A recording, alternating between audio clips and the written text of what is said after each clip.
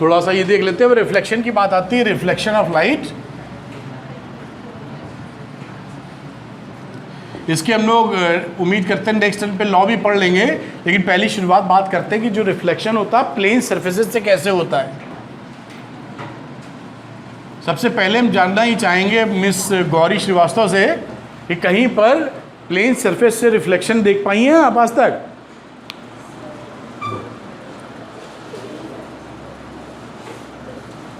तो बोलेंगी आप? हाँ हाँ भूमिका, आप 100-150 बार देखती हैं रोज। अंशिका देखती हो ना? क्या शीशा? आपका हक है 150-200 बार देखना अभी इस एज में, जब तक शीशा टूट ना जाए, है ना। देखते रहो। रहता है ना बगल से निकले शीशा दिख गया बस थोड़ा ठीक कर लिया, आदत पड़ी रहती है हम लोगों की। चले शीशा दिख जाए तो थोड़ा मस्त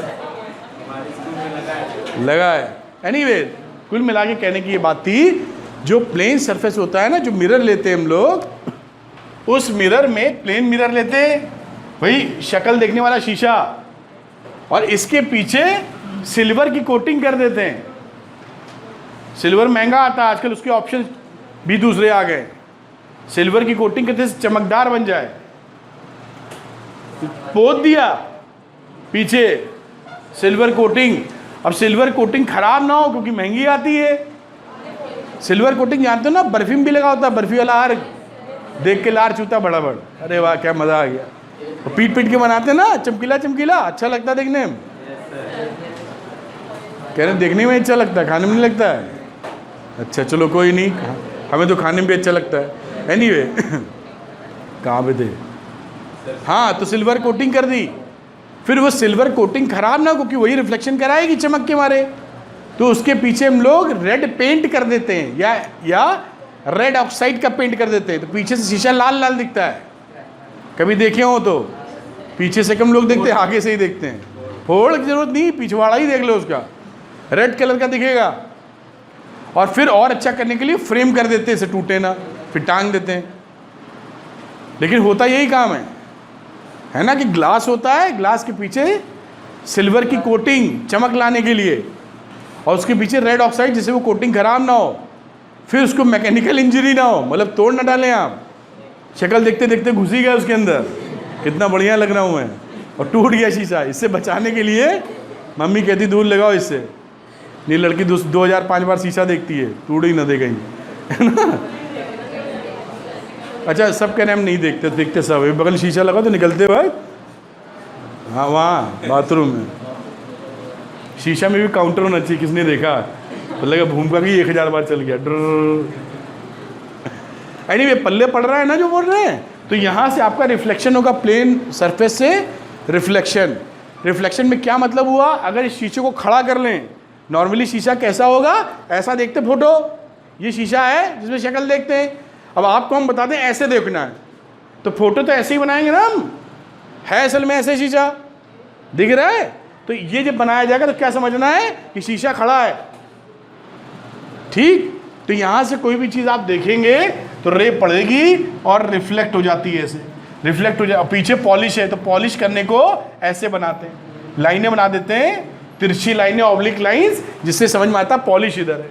तो कुछ घूंचू बच्चे क्या करते हैं, नाम गुस्से में ले रहे हैं हम, आप में से भी कोई करके देगा हमको, ये आप कुछ कमाल के रहते ही हैं। जैसे पॉलिश इधर है तो यही रिफ्लेक्शन करा देंगे, ऐसी तैसी देखा जाएगा। मतलब देख लीजिए, हो जाएगा सर, चिंता ना करें आप, वोट हम ही दीजिएगा, सिंगापुर की सड़कें आएंगी मैं कहूँ, है ना। तो कई लोग क्या करते हैं, इधर पॉलिश होती है पीछे, वो पीछे से शीशा देखने लगते हैं, तो क्या बोलेंगी, हिल गया स्क्रू कहीं का। तो ये कभी भी डायग्राम नहीं बनाना है, जो बनाएगा उसको मुक्का मार दूंगा मैं, ठीक है।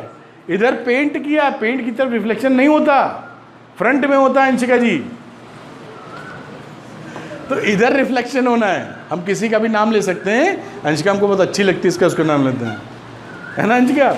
तो ये रिफ्लेक्शन इधर ऐसे कराने का है, पीछे पेंट वाले से कोई नहीं कराएगा, हंसो नहीं, समझ गए। और जब भी रिफ्लेक्शन कराओगे एरो बनाना, एरो कि रे किधर से आ रही है किधर से जा रही है। ऐसा भी नहीं कि ऐसे कराया खट खट खट, और ये सर देख लेना अपने आप, है ना, ये नहीं है, दिखाना आप ही को है कि कौन सी रे गई है और कौन सी निकली है। ये सब ध्यान रखना पड़ेगा ऑप्टिक्स या लाइट के अंदर। तो ये जो फिनोमिना है इसके कुछ नियम है, लॉज ऑफ रिफ्लेक्शन, वो भी पढ़ लेते लगे आप कि ये जो रिफ्लेक्ट हुआ प्लेन सरफेस से, आखिर इसके नियम हैं, किस नियम को ये फॉलो करती है लाइट। तो दो नियम बहुत ही धुआंधार हैं। मतलब जब कभी भी रिफ्लेक्शन होगा तो लाइट इन नियमों का पालन करके ही रहेगी, कुछ भी हो जाए ये नियम नहीं छोड़ेगी। जैसे जीवित रहने के लिए खाना खाना ज़रूरी है, अगर खाना आप छोड़ देंगे तो 15, 20, 25, 30 दिन में निपट जाएंगे। या जीवित रहने के लिए सांस लेना ज़रूरी है, और आधे घंटे तक सांस रोकने का प्रयास करेंगे तो आत्मा परमात्मा में विलीन हो जाएगी तुरंत ही, है ना, ऐसे समझ सकते हैं। तो ये लॉ निश्चित तौर पे फॉलो होंगे ही होंगे। क्या है वो लॉ? रिफ्लेक्शन क्या है पहले समझते हैं। तो रिफ्लेक्शन क्या था? जब bouncing back of the light in the same medium, ये मीडियम का इंटरफेस होता है। इंटरफेस का मतलब जहाँ एक मीडियम दूसरे मीडियम से अलग हो रहा होता है। मतलब क्या? मतलब ये कि मान लो यहाँ पर समझाने के लिए, मान लो ये पानी है, अब पानी के ऊपर आपने तेल डाल दिया, तेल, तो तेल तैरता है ना, ये तेल है, तो ये इंटरफेस हो जाता है ना, जब पानी और तेल मिल रहे हैं उसको बोलते हैं इंटरफेस। ठीक, तो मीडियम के इंटरफेस होते हैं। यहां पर जब घुसेगी लाइट तो पहला वाला वहां जाके लड़ेगी ना, जो रिफ्लेक्टिंग सरफेस है, प्लेन सरफेस, सिल्वर से कोटिंग कर रखी है, इस ग्लास से जाएगी और फिर पलट के आएगी। तो हम लिख देते हैं रिफ्लेक्शन किसे कहेंगे आप? रिफ्लेक्शन के लिए जितनी प्लेन सरफेस होगी हमारी उतना बेहतर रिफ्लेक्शन होता है, और साथ में कलर अगर वाइट हो तो और रिफ्लेक्शन बेहतर दिखने लगता है। काले कलर में रिफ्लेक्शन की कोशिश करेंगे तो वो रिफ्लेक्शन बहुत ही मुश्किल होगा, नहीं दिख पाएगा, थोड़ा बहुत ही दिखेगा, बहुत ही मुश्किल हो जाएगा। काले कलर की कोई कार खरीद के लाए, नहीं, आप शक्ल देखने की कोशिश करें तो बड़ा मुश्किलों का सामना करना पड़ेगा। और वही उसी जगह अगर उसकी वाइट कलर की, सिल्वर कलर की कार है तो आप शक्ल, अपने बाल भी झाड़ सकते हैं उसमें, झाड़ सकते नहीं झाड़ सकते। अब देखिए, जैसा बात कर रहा था कि रिफ्लेक्शन ऑफ लाइट क्या होगा, the process of bouncing back of light rays in the same medium. किसी मीडियम के ऊपर फॉल करेगी लाइट और उससे बाउंस बैक करके सेम मीडियम में चली जाएगी, उसे बोलेंगे रिफ्लेक्शन। ठीक है। अब रिफ्लेक्शन के लॉ समझने के लिए हमें कुछ चीज़ें, टर्म्स को मालूम होना चाहिए, वो समझ लेते हैं पहले। मान लेते हैं कि जहाँ से रिफ्लेक्शन हो रहा है वो सरफेस हमारा ये है, इधर पॉलिश की गई है, जो रे आ रही है उसको बोलते हैं incident ray. Incident ray, incident ray कौन सी है? एओ। एओ हमारी कौन सी है? Incident ray. और ओबी कौन सी है? Reflected ray. अब इस सरफेस पे इसे MON कह देना चाहिए। इस पे N एक परपेंडिकुलर ड्रॉप करते हैं हम लोग, है ना, उस परपेंडिकुलर को बोलते हैं नॉर्मल। ये नॉर्मल होता है परपेंडिकुलर टू द सरफेस, इस सरफेस के परपेंडिकुलर। और कहाँ पर? पॉइंट ऑफ इंसिडेंस पर। इस O को बोलते हैं पॉइंट ऑफ इंसिडेंस। ठीक।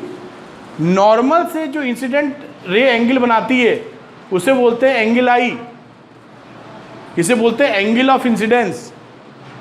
और जो रिफ्लेक्टेड रे बनाती है नॉर्मल से उसको बोलते हैं आर, एंगल ऑफ रिफ्लेक्शन।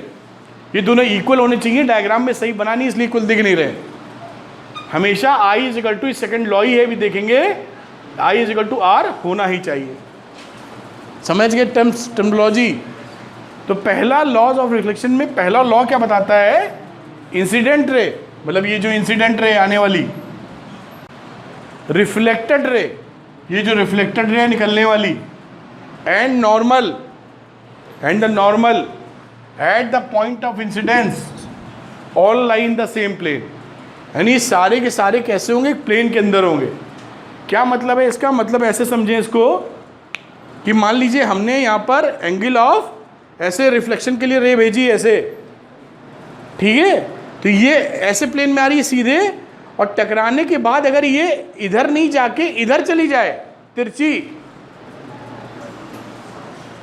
समझना मेरी बात, ये आने वाली रे हमारे हाथ की, और जब मुड़ने और रिफ्लेक्शन वाली कैसे बना दी, ये दिख रही दूसरी वाली, ये ऐसे, ये नहीं हो सकता ये कहते हैं। और ये नॉर्मल जो है बीच में, ये तो नॉर्मल बनेगा ही, ये रे, ये वाला नॉर्मल, ये रे, सब की सब एक लाइन में होनी चाहिए, एक प्लेन में होनी चाहिए। तो कभी ऐसा नहीं होगा कि रे ऐसे पड़े और रिफ्लेक्शन के तहत वो किसी दूसरे सिस्टम में चली जाए, तो दोनों का प्लेन बनाना मुश्किल हो जाएगा, फिर नॉर्मल नहीं बनेगा यहाँ पर।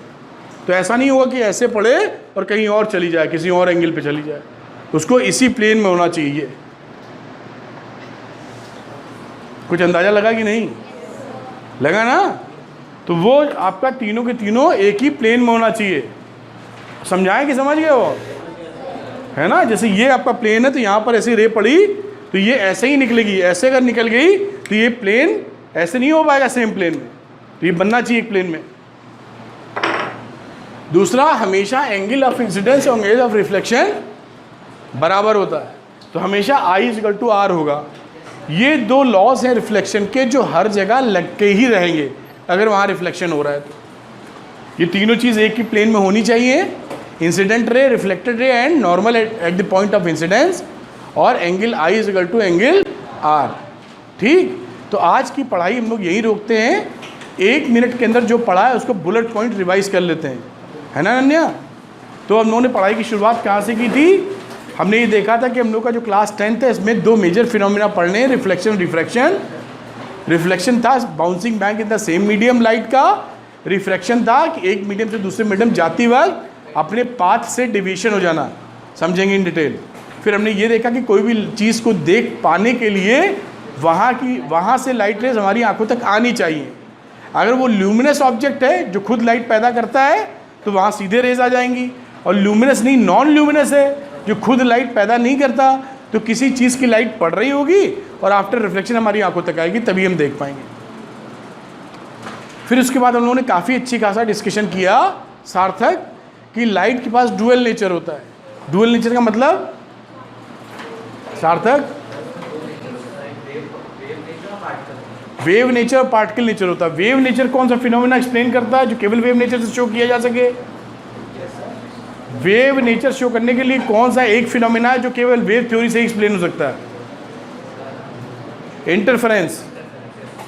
और कोई दूसरा फिनोमेना जो केवल पार्टिकल थ्योरी से एक्सप्लेन हो सकता है उनका?